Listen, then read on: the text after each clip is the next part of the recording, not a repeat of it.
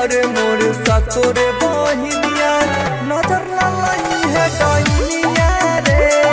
आवा तारी घरे मोर सतोरे बहिनिया नजर ना लगी है डैनिया रे।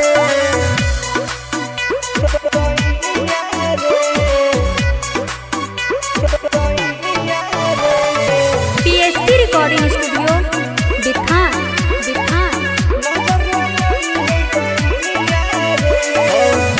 लाल हकी चुनरिया मंगवनी बाजार से, मंगवनी बाजार से।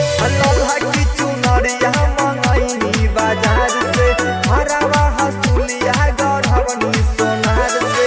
रची रची मैया के रूपवा सजाई है, कमी जन करी है ना मैया के। आवा तारी घरे मोर सतोरे बहिनिया नजर ना लगी है डैनिया रे।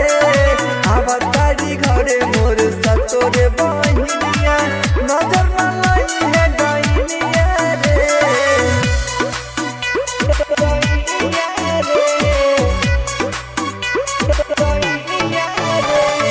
PSP recording studio Bithan.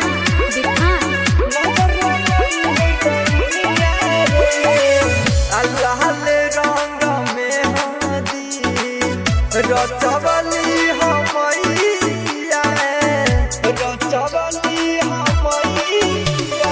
लाल रंग में हदी रचवली हमैया, लाल रंग अलता से शोभेला पैया। लोह काट खातिर हम तोके बोलैनी, अमरी ना कटिहे लौनिया रे। आवा तारी घरे मोर सतोरे बहिनिया नजर ना लगी है डैनिया रे। आवा तारी घरे मोर सतोरे बहिनिया नजर ना लगी है डैनिया रे।